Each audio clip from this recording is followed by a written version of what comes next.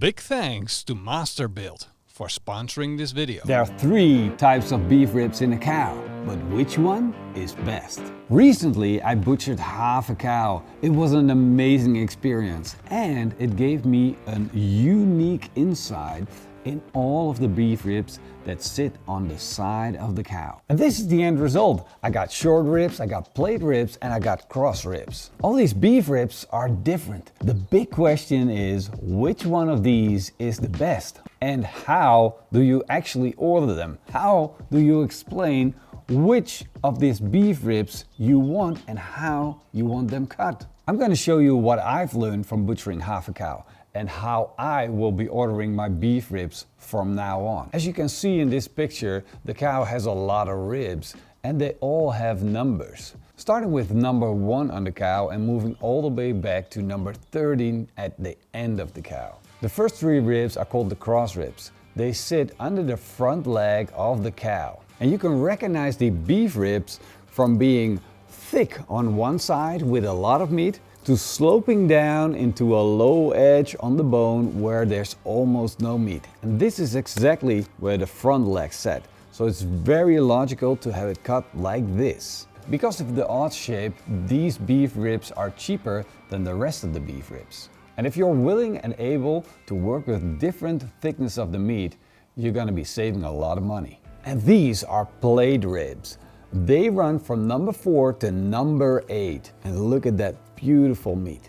This is the king of the beef ribs. A big chunk of beef ribs with a lot of meat on it. These are the most sought after beef ribs, and they're also going to be the most expensive beef ribs you're going to find. But in return, you're going to get a beautiful piece of meat that works really well on a barbecue. From ribs 9 to 13, you're going to find the short ribs, otherwise known as belly ribs.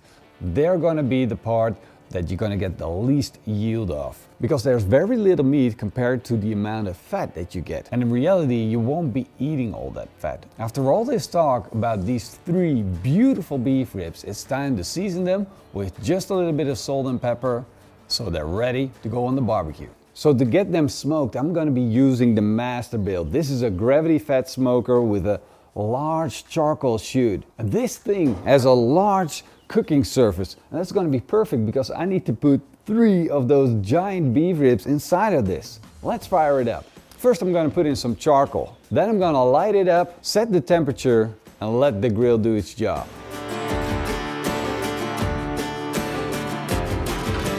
The Masterbuilt is up to temperature, and now I'm going to add some smoke wood. I'm going to put it in the ashtray. This is where the ash drops down from the chute onto the smoke wood and gives it a beautiful, clean smoke flavor. Then it's time to take out the grill grates and remove the grill insert. Put the grill grates back in, put the beef ribs in. Of course, I'm going to stick in a thermometer to keep an eye on the temperature. And I want all 3 to have their own, because the difference in thickness of the beef will determine the cooking time.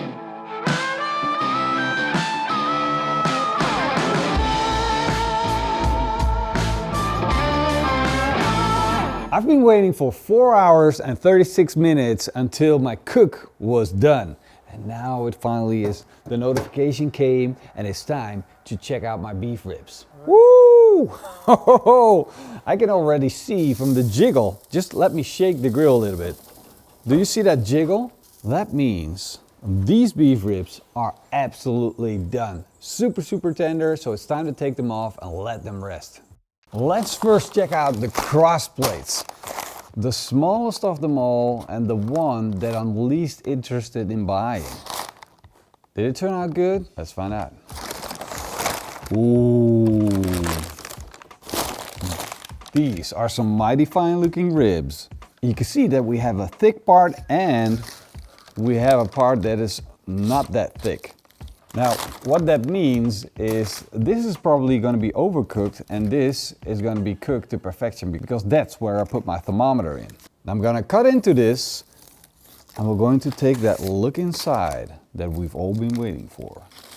That is one good looking beef rib. But as you can see, this is fall off the bone tender on one end, and on the other hand we have a perfectly cooked beef ribs, just like a brisket. Now let's open up the plate ribs. The ones that I'm looking forward to the most.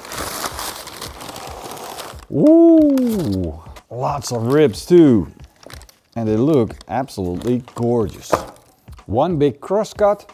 There we go. Look at that. Oh, absolutely beautiful, juicy, tender, insane. And these are the short ribs. And so that little bit of meat that sat on top just, it's kind of like fall apart.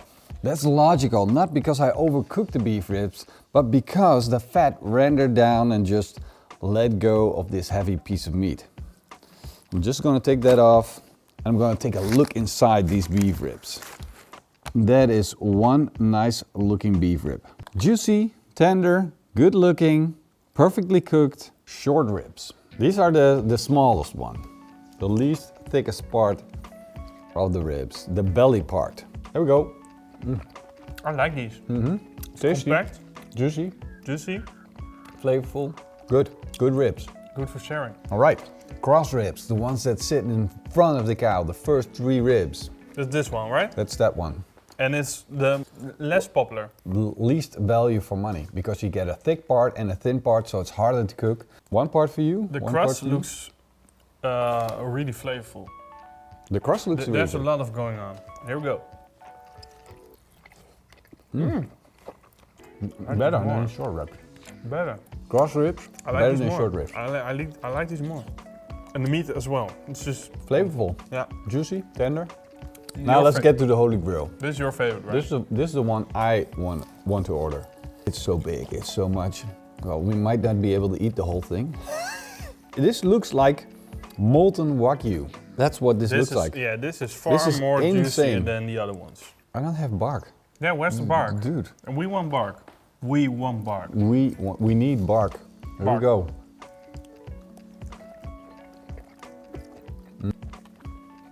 I hate to say it. Am I going to say it? You are going to say it. I'm going to confirm it. The cross ribs are better. The cross ribs are better. I think the bark is better on this one. Yeah.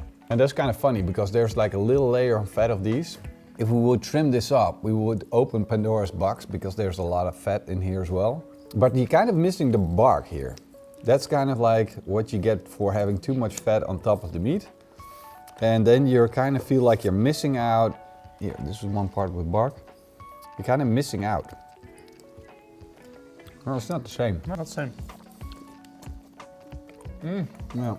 These are amazing. Um, Sorry, I'm really confused that these are the best. Okay, so tell me, how, if you walk into the butcher, how do you get these? It's a bit tricky. Just order cross ribs and explain that you want the beef ribs from bone 1 to 3. That's where the magic happens, that's where this cut is. And if you learn the numbers of the ribs that go with the different beef ribs, then you can never go wrong. For instance, you're from America, you go to a Dutch butcher and you say, hey man, can I get some cross ribs? He would look at you, he would look it up and probably show up with some plate ribs or short ribs or whatever he thinks it is, beef ribs. But if you tell him, I need beef ribs, I need it from the first bone to the third bone. And if you be that clear, if you can be that clear, Numbers don't lie. numbers never lie. Keep that in mind, and if you enjoyed this video, then give us a big thumbs up and a comment down below. A big thank you to the YouTube members. Hope to see you guys next time. Until then, Eet smakelijk. and keep on smoking beef ribs. And feeding your cute little doggy. Look at that. You want that? Oh, I know you want it. It's so good. Oh yeah.